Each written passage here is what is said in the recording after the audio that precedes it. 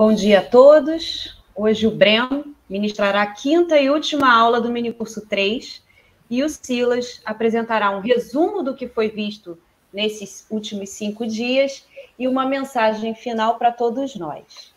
Breno, podemos começar? Podemos sim. Então vamos lá. Bem, bom dia a todos nessa sexta-feira de sol aqui no Rio de Janeiro.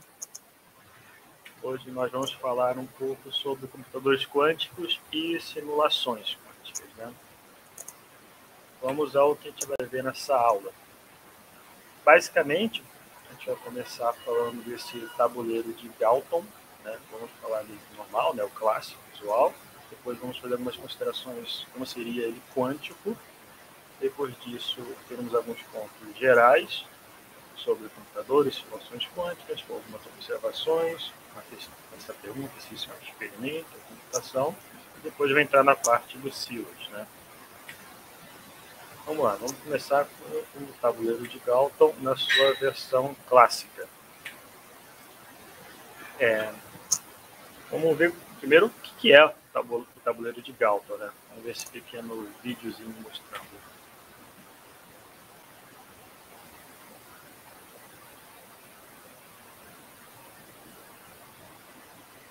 Como vocês podem ver, ele tem um reservatório aqui, as esferas. Essas esferas vão passar por essa entrada e vão colidir com esses pinos de maneira sucessiva até serem coletadas, né, nesses slots. O tabuleiro de Galton ele foi inventado pelo Sir Francis Galton, né, um matemático e estatístico inglês de 1800, né, e esse tabuleiro foi inventado em 1890 e poucos.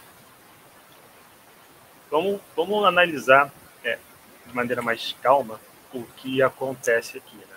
Aqui nós temos uma foto dele antes de ser girado e uma foto depois de ser girado. Como eu disse, as esferas que se encontram aqui, nessa parte, quando são giradas elas caem e colidem, né, com esses pinos. Vocês estão ouvindo o barulho de obra? Muito pouquinho, pode continuar. Tá. Cada uma dessas esferas brancas, né, vai colidir e ela vai para a esquerda, para a direita, para colidir sucessivamente, né? Aqui podemos ver que nós temos 10 slots e 9 pinos, porque a gente começa contando do zero, né? Mas vamos descrever exatamente o que acontece em uma versão com menos níveis, né? Um tabuleiro com 2 níveis, começa do 0, 1, 2, certo? As esferas então para essa parte superior colidem e são coletadas nesses pontos, né? E cada nível é composto de uma série de pinos. Aqui eu só coloquei o mínimo, mas tem tabuleiros que tem vários cruzados, né? Para não necessariamente as esferas colidem com eles. Sendo que aqui a gente considera que a esfera ela vai para a esquerda ou para a direita com ambas probabilidades, né? Não tem uma direção preferencial, 50% para cada lado. Mas agora a pergunta que a gente pode fazer é quantos caminhos são possíveis para chegar em cada um dos slots.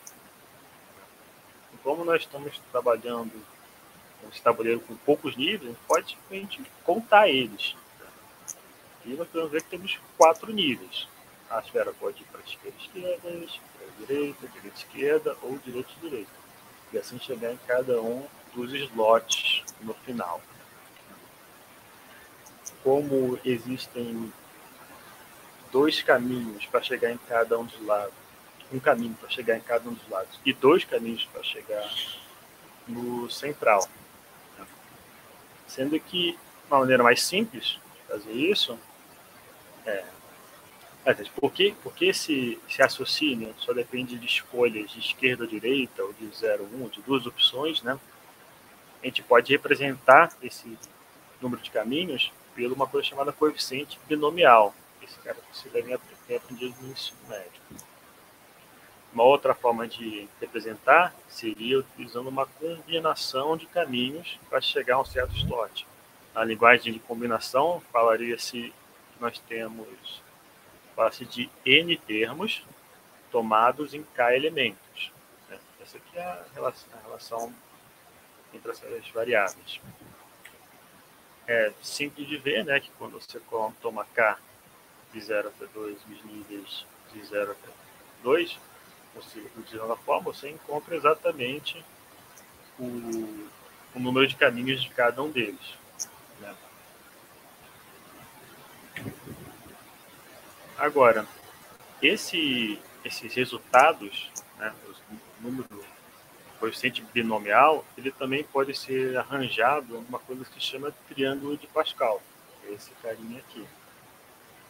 Essa animação aqui no meio, ela mostra como você consegue montar o triângulo sem necessariamente saber das relações matemáticas.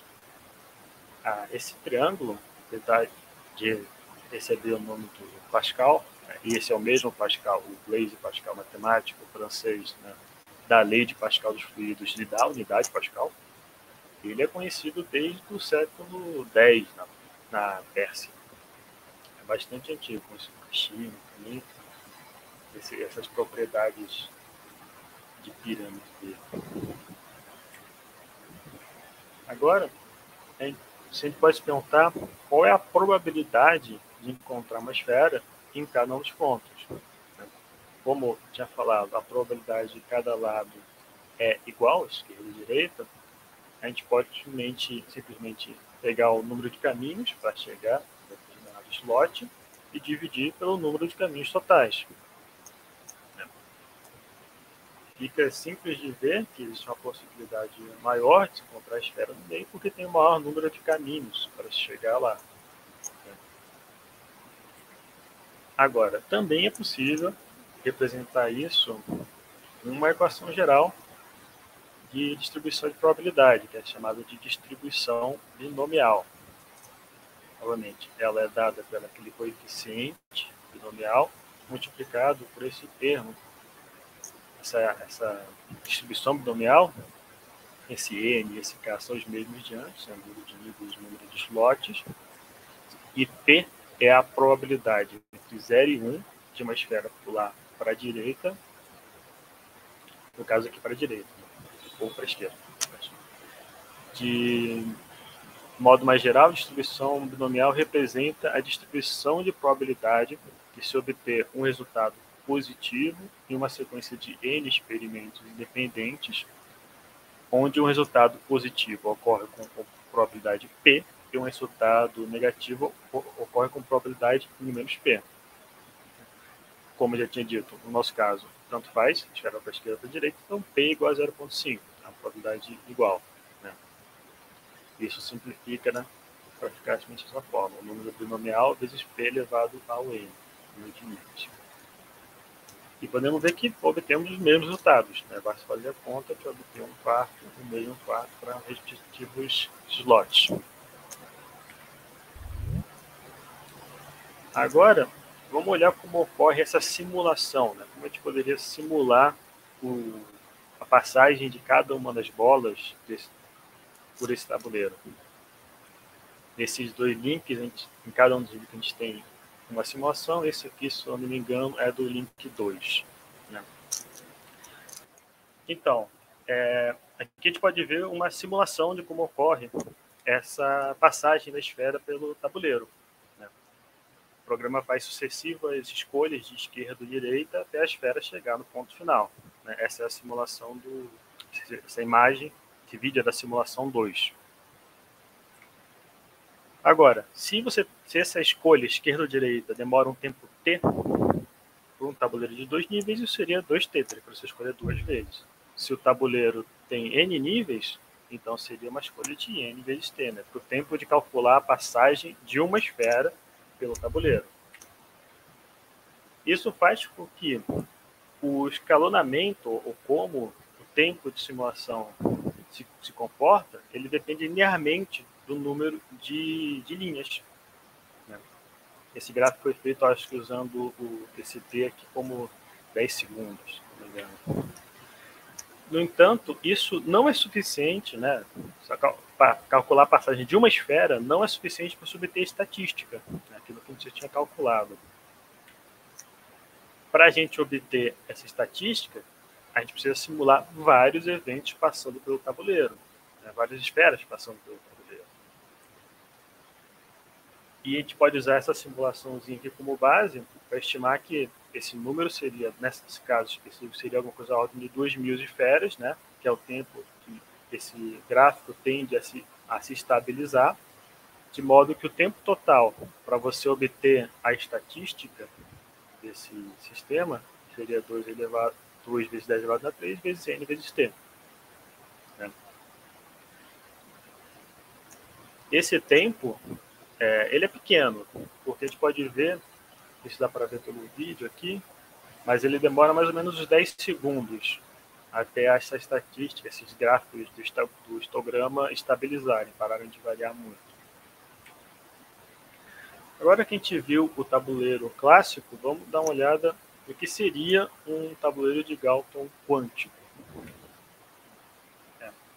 O que acontece é que a gente precisa trocar. O que aconteceria se a gente trocasse, né, as esferas por partículas de luz, pelos fótons? Né? A gente precisaria primeiro trocar todo o tabuleiro, né? Trocar cada um dos elementos.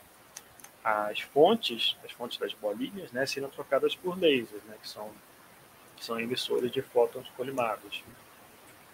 Os pinos seriam trocados por divisores de feixe. Você tem divisores que jogam, por exemplo, metade da luz para um lado e metade da luz para o outro, com 50% de chance. Né? E os slots seriam trocados por receptores de luz, né, que são equipamentos que, quando recebem algum estímulo luminoso, eles transformam isso num pulso elétrico, né, permitindo contar assim, o número de fótons. Esquematicamente, a gente tem esse desenho bonitinho aqui, né? Você tem uma fonte de luz, que é uma antena, um divisor, bolinha verde, né? E um receptor de luz. E esquematicamente seria dessa forma. Agora, existe alguma diferença, né, na como isso vai se comportar se a gente trocar por fótons? A gente tem que levar a dinâmica quântica em consideração? Vamos ver um pouco vamos tentar imaginar como é que seria, né, a passagem de um fóton por esse sistema. Para poder entender isso bem, a gente tem que entender um experimento chamado interferômetro de Mach-Zehnder, que ele é o mais parecido que se tem com o tabuleiro de Galton com fótons. Né? Esse experimento ele consiste em uma fonte, né, aqui, divisores de feixes, espelhos que recombinam e 2 detectores. Esse é um exemplo bastante usual nos cursos de mecânica quântica. O feixe ele passa aqui, ele é dividido, recombinado e depois detectado. Esses divisores de feixe podem ter possibilidade de 50% para cada um dos caminhos. Né? Esquematicamente, assim, o que é mais parecido com se encontrar no laboratório é isso. Você tem um emissor, o divisor aqui, os 2 espelhos, o outro divisor que recombina e 2 detectores. Né? Isso aqui é uma simulação, né? Aqui só tem imagem, mas isso é uma simulação que foi feita por um grupo de pesquisadores da Universidade Federal do Rio Grande do Sul, e eu vou passar para vocês o link. Aqui tem o link desse programinha e o artigo falando sobre essa simulação. Vamos ver o que aconteceria intuitivamente com um fóton passando por esse esquema. Imagine que estamos seguindo um fóton específico. Um fóton foi emitido, nós viajamos junto com ele. Quando entramos no primeiro divisor, nós temos 2 caminhos para seguir, A1 ou B1. A gente pode, por exemplo, jogar uma moeda, se o divisor for 50-50, né? Cara, nós vamos por cima e coroa nós vamos por baixo. Digamos que der cara, nós vamos por cima, vamos ser refletidos e vamos ter que jogar uma outra moeda quando chegar no segundo separador de feixes. Né? Mais uma vez, joga a moeda, digamos que deu cara de novo, vai dar o A2 e vamos chegar no detector 1. como as possibilidades são iguais, esquerda e direita, a gente poderia fazer a mesma coisa de contar o número de caminhos possíveis, né? Dividir pelo número de caminhos de chegar em cada um, e a gente encontraria que teria uma chance de 50% de detectar no primeiro e 50% de detectar no segundo. Agora, vamos ver uma simulação para ver se isso concorda, se o experimento concorda ou não com a nossa expectativa. Esse aqui é uma luz indicando que os fótons estão sendo emitidos, e nós podemos ver que todos os fótons só estão chegando em um dos detectores. Não há nenhum outro fóton chegando no outro detector.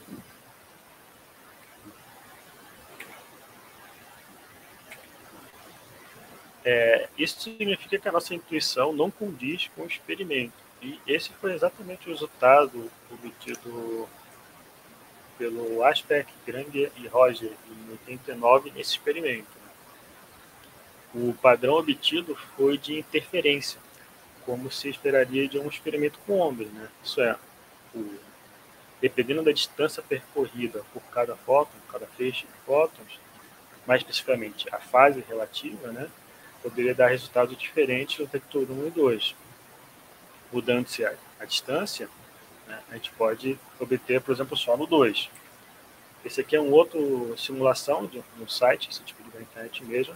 Eu vou mostrar que quando nós inserimos uma fase, né, do π, nós temos a mudança, que estava todos chegando no detector 1, depois passa todos a chegar no detector 2, né, que dá a probabilidade teórica.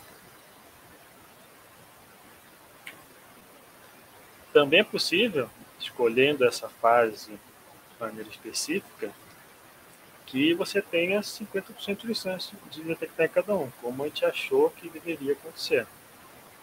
Só que lá a gente não fez nenhuma consideração sobre a fase relativa.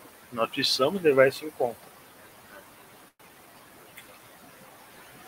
Uma coisa que você pode imaginar vendo essa simulação é que talvez o fóton ele se divida, né, em 2 fótons, cada um com metade de energia gerada na fonte, e os 2 fótons atravessem pelos 2 caminhos, né?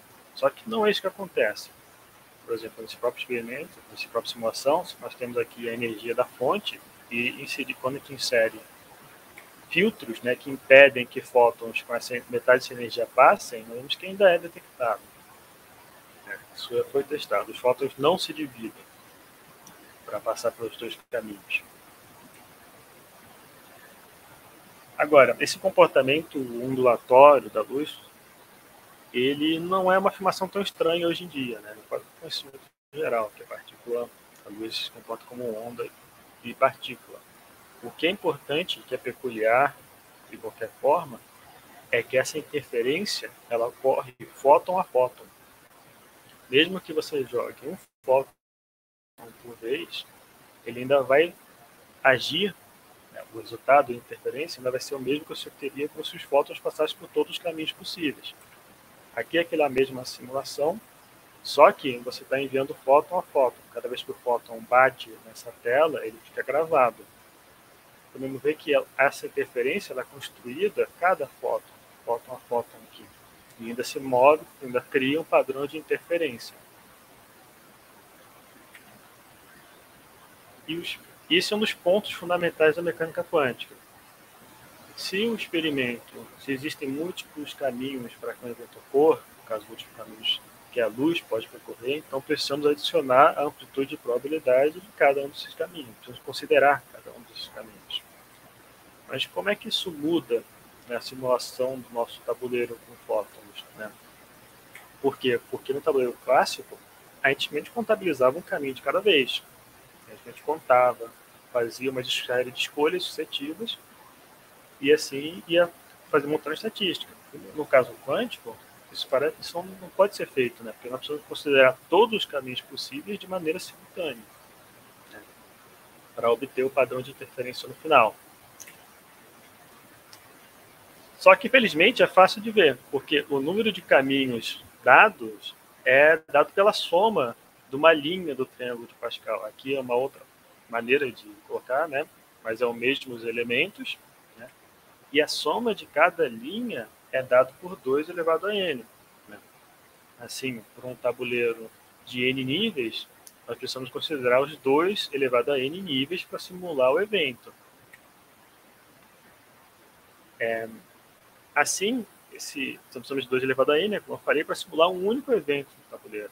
Se a computação da simulação com um nível, incluindo os vários eventos, é o tempo tipo TS, então o tempo total seria 2 elevado a n vezes TS. Importante dizer que esse TS, a gente está só tendo, a gente quer o comportamento em relação a n. O TS é só uma estimativa. Nesse caso aqui, o TS é estimado como 10 microsegundos. Essa é uma estimativa para rodar, fazer todas as contas relacionadas às interferências possíveis. Só que a gente pode ver que esse comportamento não é linear, ele cresce de uma maneira exponencial depois de um tempo. Isso pode ser que, dependendo do nível de quantidade de níveis, essa simulação torna-se impraticável. Aí, como é que a gente pode contornar isso? É que talvez seja melhor, mas rápido, construir esse tabuleiro. A ideia é exatamente aquela, pegar separadores de feixe, construir uma rede deles, pegar uma fonte de fótons e alguns detectores. Né? A medida, o tempo de realização de medida desse experimento seria igual ao tempo que o fóton aproximadamente demora para atravessar, né, o equipamento todo e ser detectável, né, também com tempo de detecção e tudo mais. Digamos que se o sistema possui 2 níveis, então esse tempo de travessia do fóton, né, o tempo de atravessar o sistema, seria 2 vezes o TL. Se ele possui n níveis, por consequência, seria n vezes TL. Né? Esse TL, como eu disse, é bastante pequeno, talvez se mostre bastante rápido, mas só que para se obter estatística, como eu disse anteriormente no caso das esferas, a gente precisa fazer essa mesma medida com alguns milhares de fótons. Né? Para simplificar tudo, a gente pode dizer que TQ, né, o número de fótons vezes o TL, é o tempo que leva para realizar esse experimento. Né? Isso é uma aproximação. Novamente, nós estamos interessados no comportamento com o número de níveis. Né? E aqui podemos ver que esse comportamento é linear com esse número de níveis, que é mais parecido com o que se obtém no tabuleiro de Galton clássico. Se a gente fizer o plot, né, desses dois tempos, essas duas estimativas de tempo, TQ igual a 10 segundos e TS 10 milissegundos, nós vemos que depois de um certo tempo esses gráficos se tocam. Né? Depois desse ponto, é mais vantajoso usar o experimento do que fazer a simulação. A gente pode ver que só ocorre algo entre 24 e 25 níveis dados esses tempos. Né? E isso é um ponto que é bastante importante, né, nessa questão de computadores quânticos. Mas antes de a gente entrar um pouco disso, vamos falar um pouco, antes de a gente entrar na história da computação quântica, vamos falar um pouco do tabuleiro de Galton clássico e quântico, mas outras comparações. O tabuleiro de Galton, uma coisa que eu não falei, ele foi feito, né, pelo Galton para visualizar o que hoje se chama teorema de De Moivre-Laplace, que é um caso especial do teorema do limite central. Ele basicamente afirma que uma distribuição binomial ela se aproxima de uma distribuição normal, né, quando você tem muitos eventos, né, muitos slots. Basicamente, esse teorema afirma que para n grande e k na vizinhança da média, a média aqui é NP, pode se aproximar da distribuição normal, distribuição binomial pela distribuição binomial pela distribuição normal, né, ou gaussiana. E aqui a gente tem uma imagenzinha de como isso ocorre nível a nível, né? E aqui o que a gente espera, que nós temos a normal e a binomial dos gráficos. Vamos ver que com o aumento do número de n, ela vai tendendo mais a distribuição normal. Usualmente, né, dessa forma de escrever não é tão usual, a gente representa a distribuição normal utilizando o desvio padrão e a média se escreve dessa forma. Essa forma vocês devem estar acostumados a ver no livro de texto. Agora, um outro ponto é que o tabuleiro, esse tipo de sistema, ele também está ligado a uma coisa chamada passeio aleatório, né? Ou random walk. Por exemplo, se você tem um passeio aleatório em 2D, do limite de passos pequenos, né, você tem uma coisa chamada movimento browniano, que é o movimento aleatório de partículas no fluido, que tem as partículas representadas por essas partes piscando, e aqui temos uma partícula mais pesada se movimentando de forma aleatória. Esse movimento, o pessoal chama de movimento browniano. Ele é feito pelo choque dessas partículas menores. E existem várias aplicações disso em ecologia, física, ciência e computação. O tabuleiro de Galton, especificamente, ele é um passeio aleatório em uma dimensão com tempo discreto. O que é um passeio aleatório? No caso dessa linha, seria como se você começasse no zero e a cada vez que você passa o tempo, você tem uma chance de se mover para mais um ou para menos um. Por exemplo, aqui, você começou em t igual a zero. Só tem a possibilidade de estar igual em zero. Se você joga uma moeda para cima, e você cai caro, você vai para mais um, soma um dígito e menos, você subtrai um dígito, você vai para menos um ou para um. No segundo turno, né, um intervalo de tempo depois, você joga uma moeda, você vai poder ir para menos 2, voltar para o 0 ou para o 2. Isso aqui é exatamente a distribuição de caminhos, né, que a gente viu no triângulo de Pascal.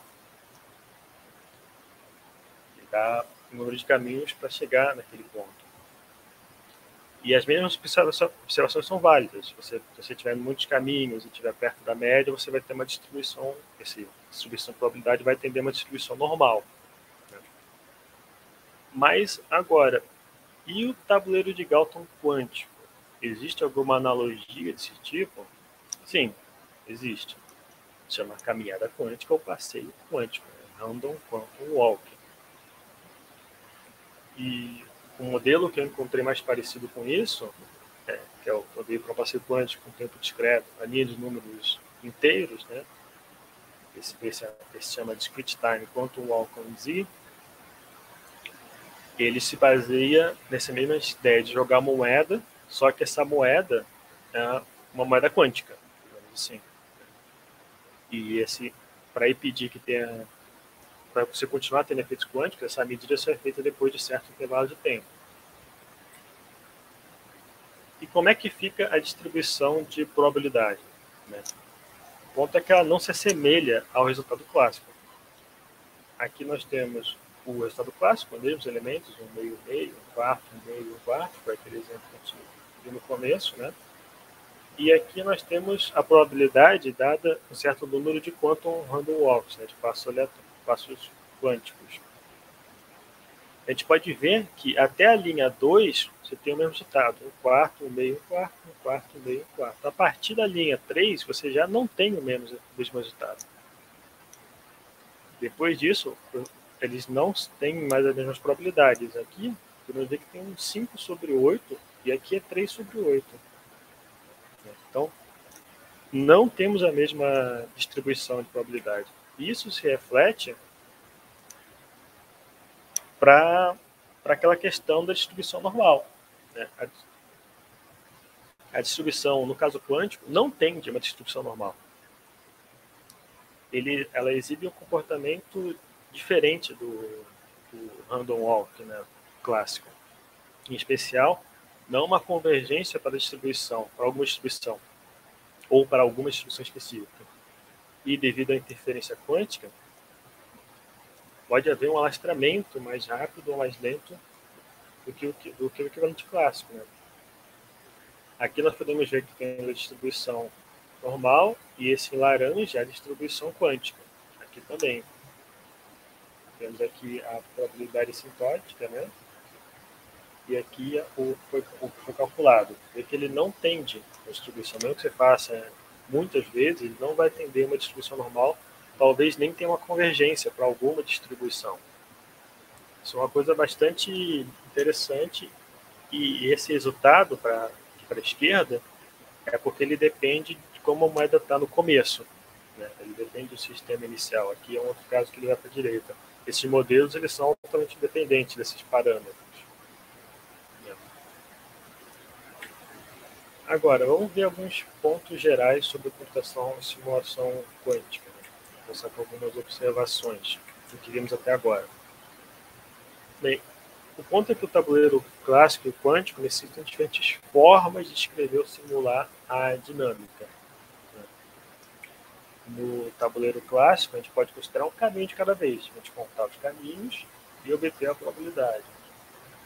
E no tabuleiro quântico, a gente precisa considerar todos os caminhos de uma vez, para calcular as possíveis interferências que possam existir. E isso gera uma diferença na simulação de cada um deles, né? O clássico vai ter proporcional a n e o quântico vai proporcional com 2 elevado a n. Isso faz com que depois de um certo ponto, né, o tempo de simulação quântico fique inviável, né? O tempo de realização, já que o tempo de realização do experimento linear ele se torna mais proveitoso, mais rápido, depois de um certo nível de complexidade. De modo resumido, é que existe uma diferença entre simular física clássica e quântica. Com o aumento do número de elementos, o tempo de simulação cresce muito, né? A construção do experimento, e essa construção que por si só é um problema muito grande, tende a ser mais rápido depois de um certo nível de complexidade.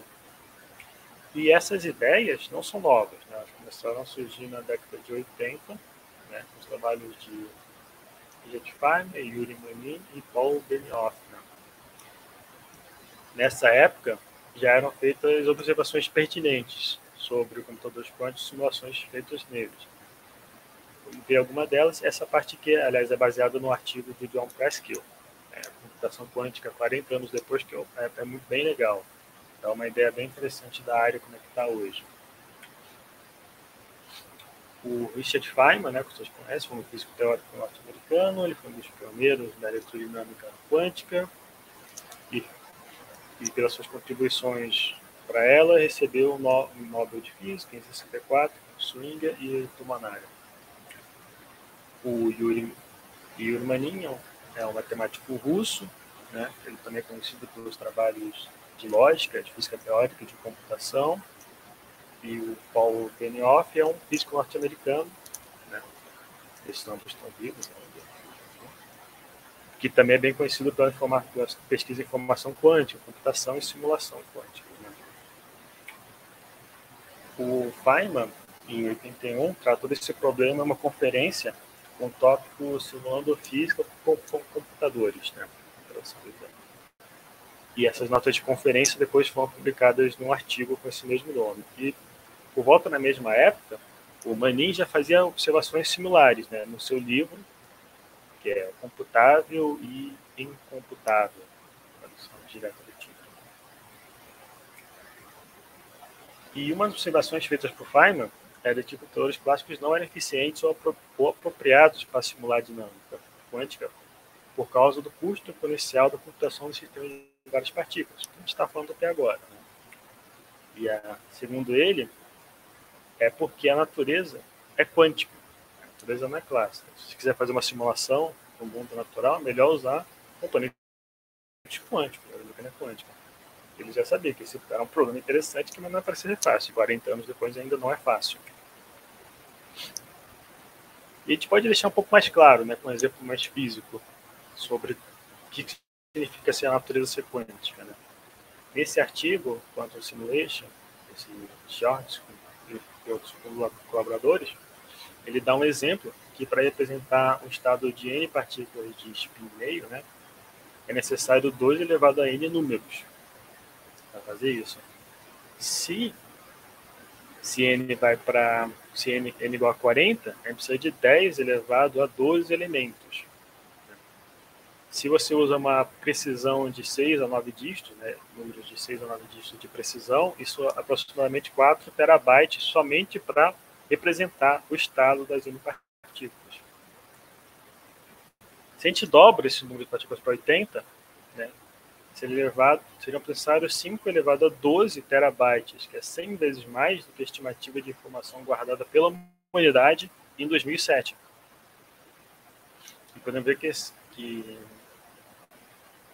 isso é uma quantidade de informação muito grande, só para guardar sobre 80 partículas. Isso não está nem falando em calcular a evolução temporal delas.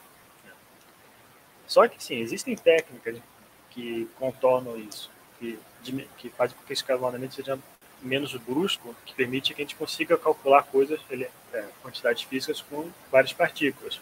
A gente pode ver uma técnica dessas, que foi descrita nesse paper, né? Full State Quantum Sequence Simulation by Using Data Compression, ou seja, simulação de circuitos quânticos utilizando compressão de dados.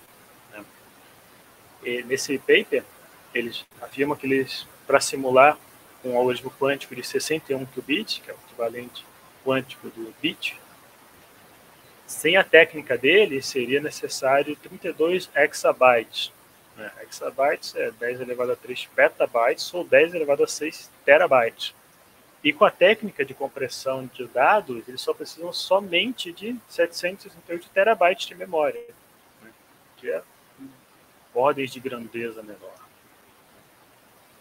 A simulação que eles foram feitos, um troço interessante, foi feita nesse Theta Supercomputer, esse Laboratório Nacional de Argonne. E ele consiste de 4.400 nodos, né, cada um deles contendo um processador de 64 núcleos da Intel, com 16 GB de memória e uma velocidade de 192 GB de memória RAM DDR4. Eles fizeram essa simulação nesse supercomputador. Isso dá uma ideia de como é complicado você simular o computador quântico usando o computador clássico. Mas ainda é possível contornar certos problemas, né? Fazendo certas escolhas de código, certas escolhas para facilitar, para diminuir o custo computacional. Agora vamos a alguns pontos gerais sobre simulações quânticas, né?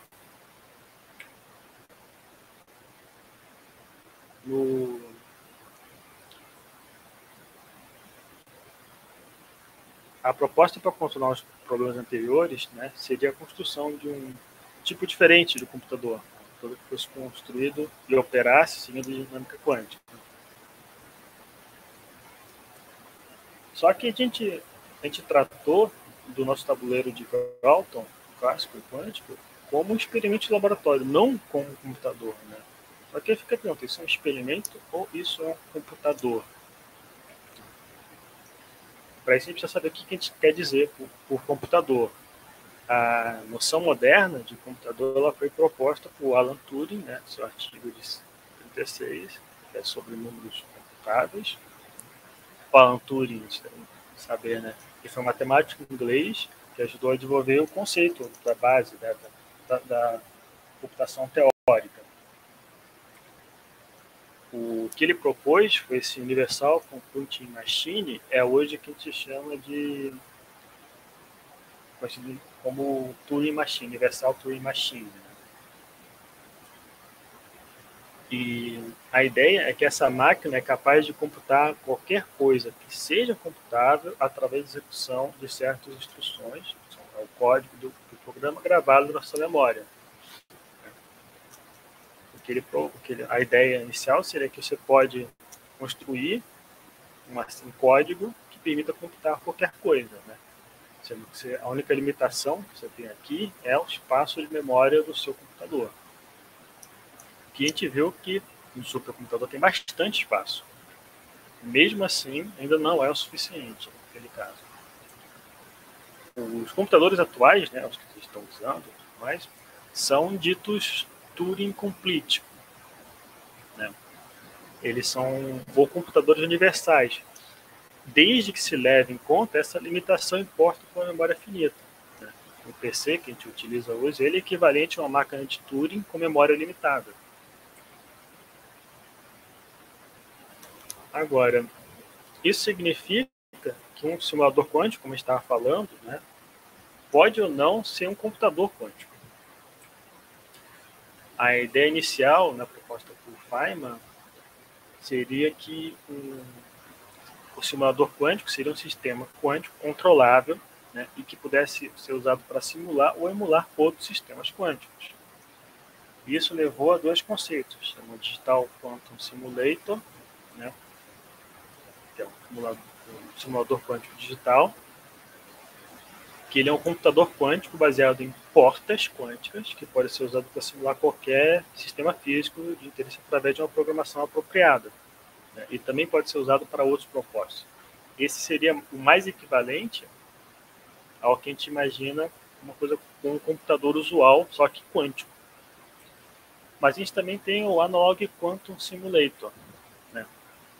Que ele é um sistema quântico com múltiplos bits, cuja dinâmica se assemelha à dinâmica de um modelo que se deseja entender.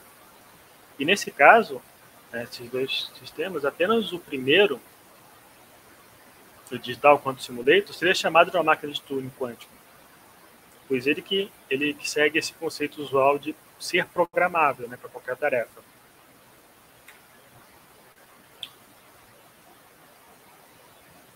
Mas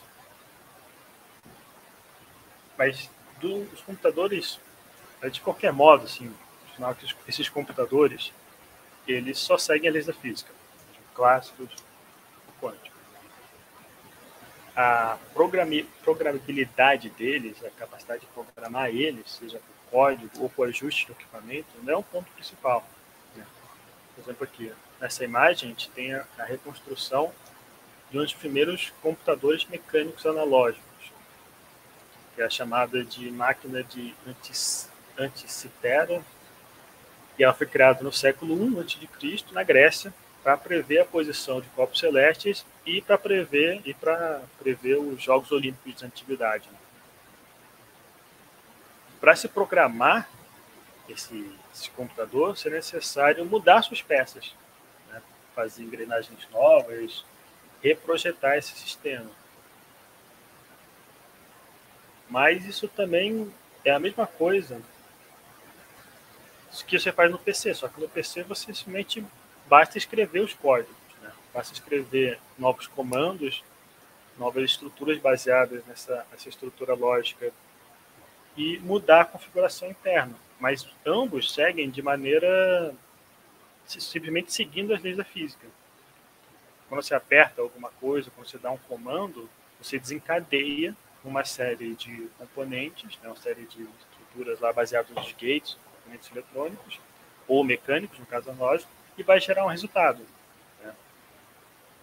Da mesma forma que o simulador quântico acontece. A questão é que se isso é um experimento ou uma computação, não é um ponto tão importante, né?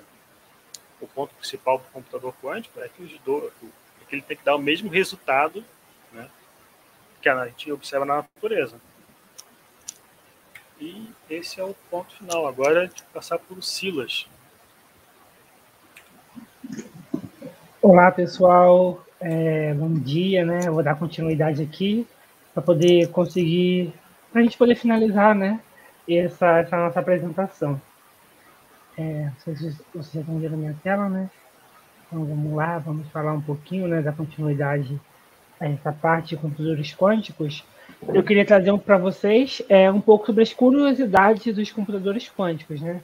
Porque é algo novo, né, para a gente, não é algo tão comum, né? É algo que está sendo cada vez mais conhecido, né, na comunidade científica, né? Está ficando cada vez mais divulgado, né?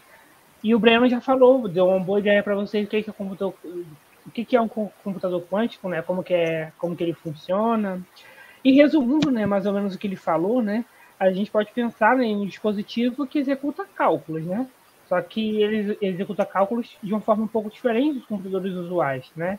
Que é através de propriedades quânticas, né? Tais como superposição, interferência, né? Como ele já mostrou, até mostrou aqueles experimentos. Então, a gente vê que é um mecanismo bem diferente de funcionamento. E isso gera, né, alguns pensamentos, algumas comparações que a gente pode fazer em relação aos computadores quânticos com os computadores que a gente tem usuais. E a gente pode até, né, pensar, né, o que pode ser no futuro, né? O que o futuro reserva para a gente através do uso dessas máquinas. Eu coloquei aqui, né, algumas das perguntas mais frequentes, né, que a gente pode pensar, né, que também já são feitas na internet, né, sobre computadores quânticos, né? E uma coisa que a gente faz muito é comparar as coisas, né? A gente sempre compara um parâmetro com o outro, né? Então, uma pergunta é: será que o computador quântico ele é mais veloz que um supercomputador, né?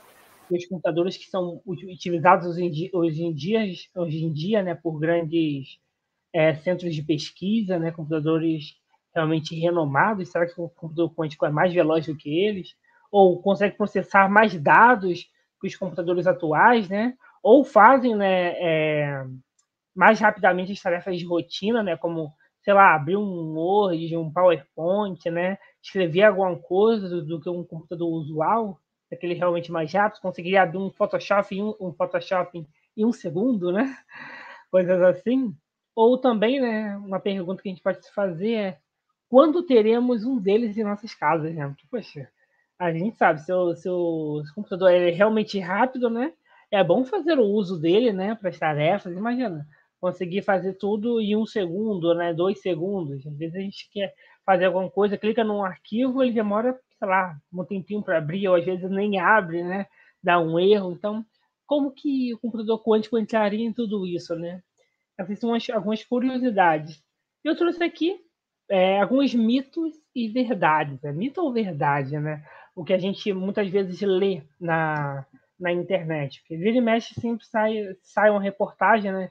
Seja numa revista científica, seja numa revista que fala um pouco sobre tecnologia, né?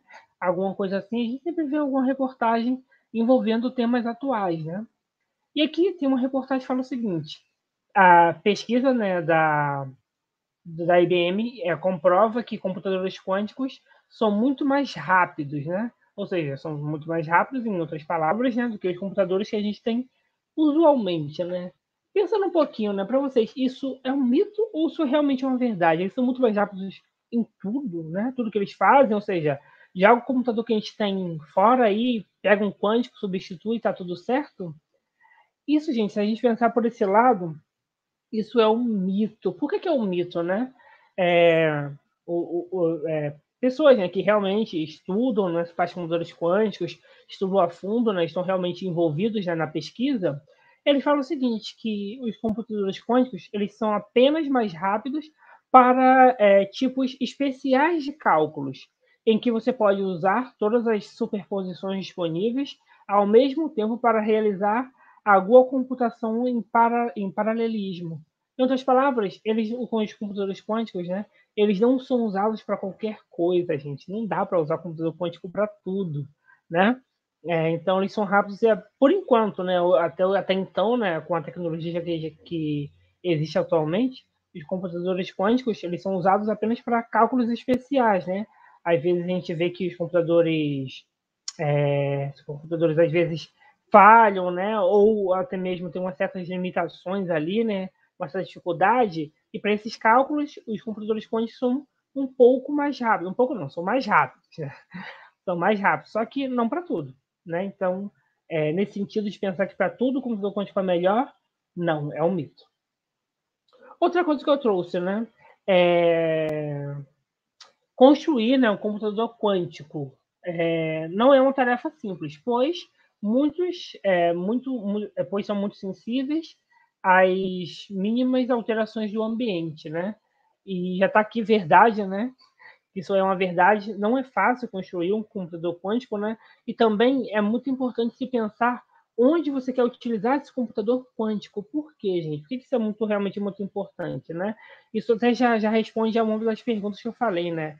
Não dá para ter um computador quântico em casa, gente. Ainda. Né? Não dá para ter, porque qualquer alteração no ambiente vai mudar algumas coisas no computador, né, que eu vou falar até um pouco, né, que é a coerência quântica. Um computador quântico, ele não pode operar em ambientes normais, como os usuários, nas nossas casas, e às vezes uma sala, né, de reunião, alguma coisa de pesquisa, né, que não seja realmente muito bem controlado. Mas precisam de ambientes totalmente isolados, né, em câmaras de vácuo e baixíssimas temperaturas para diminuir a perda de coerência quântica, né? E o que seria essa coerência quântica? Coerência quântica a gente pode pensar como um fenômeno que ocorre quando o sistema quântico, né, existe numa superposição de dois ou mais, né, estados simultâneos, né?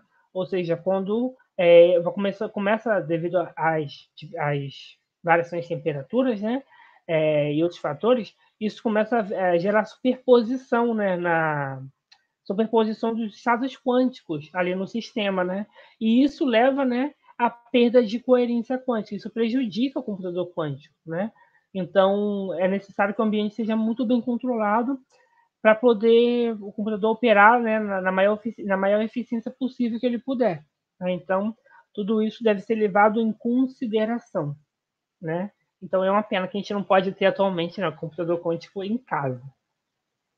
E antes de finalizar, né, só comentando mais algumas coisas, né, um computador quântico, gente, até, né, a gente pode pensar, né, gente, Silas, quanto que a gente teria um computador quântico nas nossas casas, né? Você tem algumas previsões de um dia poder expandir um pouco mais essa tecnologia, né? Talvez daqui a uns 20 anos vamos ter, não em nossas casas, né, talvez, mas um pouco mais, né, em laboratórios, né, participando de experimentos, né, um pouco mais sofisticados. Mas, em outras palavras, né, computadores quânticos, gente, vão demorar até chegar para a gente, né? Vão ficar no controle, né, de grandes potências como Estados Unidos, né, China, empresas renomadas, né? Até chegar no público mais leigo, né? Uso, né? Usual do dia a dia, vai demorar muito, né? Assim como o computador, né, que a gente tem em nossas casas, demorou um bom tempo até chegar, né, na mão de consumidores comuns. Então, é um processo bem longo ainda. As coisas vão ter que ser mudadas, né, vão ter que ser melhoradas para isso acontecer, tá bom? Então, são essas algumas das curiosidades que eu queria trazer sobre computadores quânticos, né? Dentre muitas outras, né, que podem surgir ao longo dos anos, né? É uma tecnologia que ainda não está finalizada, né? Muito pelo contrário, existem grandes estudos por trás ainda dessa tecnologia e dá para extrair muita coisa boa dela, né? Então, um novo futuro nos espera devido a esses computadores quânticos. E é isso, gente. Eu queria finalizar aqui, né, pegando um resumo sobre o que foi abordado, né, tudo que a gente viu, né, ao longo do curso. Eu vou fazer aqui, né, recapitular um pouquinho, né, de cada aula, bem brevemente, não vou demorar muito, não.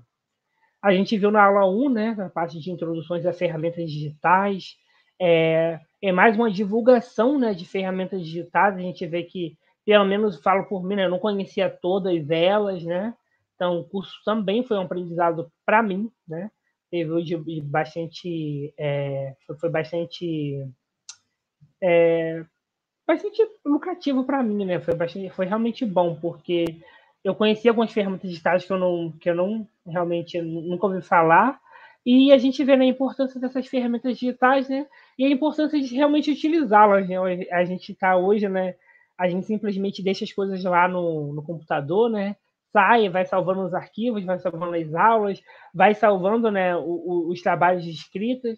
E às vezes a gente pode simplesmente perder o computador, né? Ele pode simplesmente parar de funcionar, o disco rígido pode não dar para recuperar, ou pode simplesmente pegar fogo as coisas, né? Então a gente perde tudo, sendo que a gente tem muitos recursos para poder utilizar, né?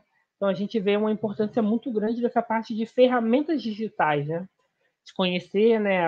Essa parte de se organizar, né? Tanto pessoalmente como profissionalmente, né? A gente vê que um profissional ele tem que ser muito bem organizado, especialmente um pesquisador, né?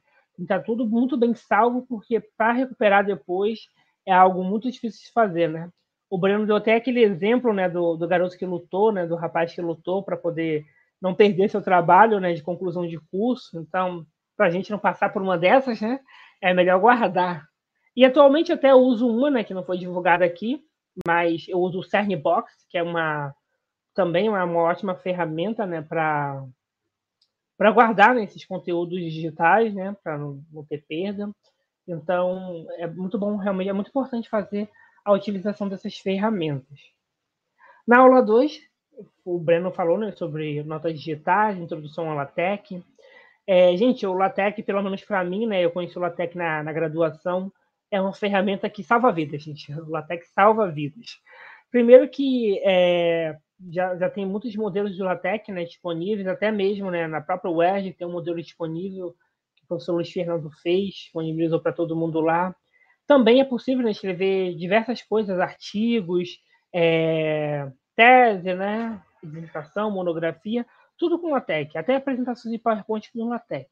Então, o LaTeX ele facilita a vida porque torna mais fácil a escrita, né, a organização, né, e não apenas o LaTeX, né, existem também outras linguagens, né, para poder escrever, né, trabalhos, e também sites, né, que permitem escritas, né, de trabalhos, anotações, né, às vezes a gente está assistindo alguma aula, não tem um caderno ali, né, abre lá o computador, abre lá às vezes o celular e vai anotando ali no site, vai salvando, então se tornam alternativas muito viáveis.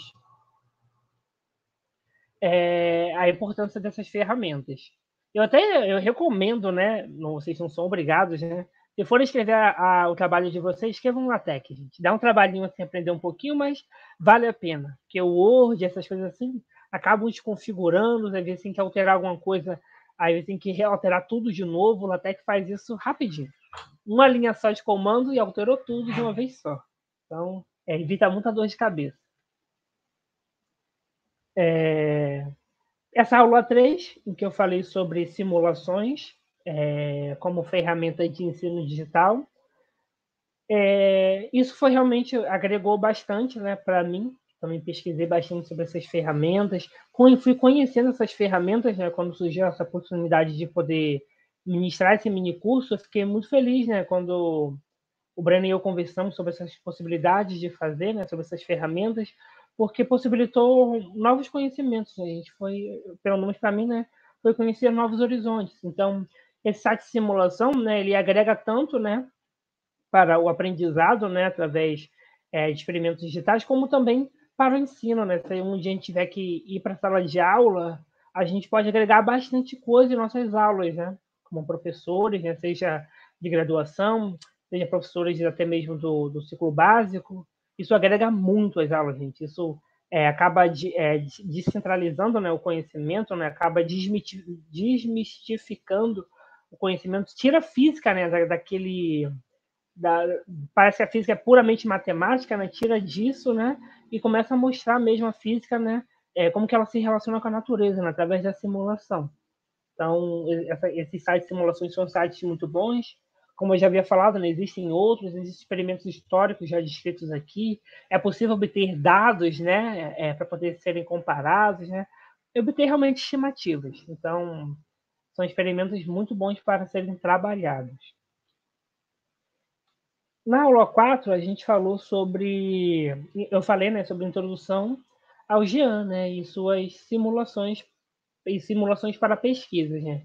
A gente vê também, né, a importância da simulação não apenas como o ensino, né, mas também a importância nas pesquisas. Hoje, né, a gente, principalmente na área de física experimental, a gente mexe com experimentos muito, muito importantes, né, muito difíceis de serem construídos, muito caros, né, às vezes não só caros em termos monetários, né, mas também exige muito tempo para serem construídos. Então, é muito bom minimizar muito os erros, e a simulação ela é realmente muito importante. Até hoje é usada, né, e vai ser usada talvez para sempre, né?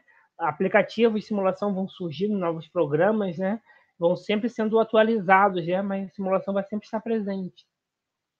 Então, a gente conheceu, né, o GEAN, né, que é uma ferramenta, não é a única, existem muitas outras ferramentas tão boas quanto o GEAN, né, mas eu queria apresentar aqui um pouco, né, de uma linha de pesquisa, né, que é a linha de pesquisa que eu trabalho, apresentei um pouco para vocês do que eu faço, né, de como que é feito. É claro que existem muitas outras aplicações, né, muito importantes, e são divulgadas, né, em eventos, não sei se vocês participam, né, mas existe uma boa divulgação sobre essas ferramentas de simulação, né, e como elas entram nas linhas de pesquisa. E na aula 5, né, que foi a aula de agora, né, a gente viu um pouco, né, entendeu como é que funciona o computador quântico, as simulações quânticas, qual a importância desses computadores, né, hoje em dia, né, para as pesquisas, né, para os avanços tecnológicos, a gente vê a importância disso, né, ainda a gente não vai usar eles em casa, né, quem sabe daqui a uns 30 anos, né, ou até menos, a gente possa usar, né, mas a gente vê a importância deles, né, para cálculos realmente complexos, né, cálculos difíceis de serem feitos. Então, a gente mexe com a natureza, né, a natureza ela é simples e complicada, né, simples, né, porque a gente consegue ver, né, como a natureza ela se comporta, mas complicada de entender, né, quando a gente começa a entrar no reino quântico, né. Classicamente a natureza é simples, mas quanticamente a natureza é muito complicada, né, o funcionamento, então os computadores quânticos eles são muito bons para isso, né, para poder executar esse tipo de tarefas, né. A gente viu também, né, os experimentos, são experimentos muito interessantes, né, que o Breno mostrou, que também são feitos em laboratório, né, com certeza, que ele mostrou também de simulação, mas a gente vê a importância disso. E tudo isso, gente, a gente pode relacionar, né, a uma divulgação, né, de tecnologia, né? Tudo a gente está falando aqui está falando de ciências, né, de tecnologias, né? E eu queria passar para vocês uma mensagem final, né?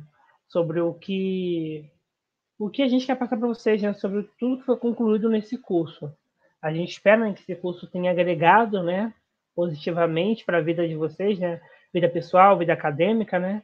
A utilização das ferramentas da informação e computação, né? É fundamental para o desenvolvimento científico e tecnológico da sociedade, né?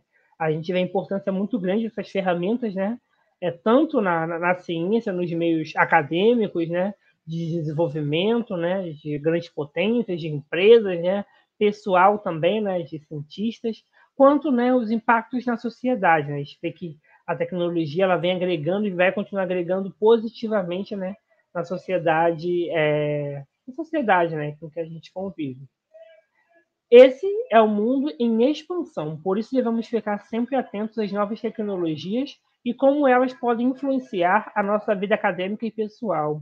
Isso é verdade, a gente sempre tem que ficar atento, né, aos avanços tecnológicos, né, e sempre buscar incentivar incentivar, né, o investimento a essas novas tecnologias, né?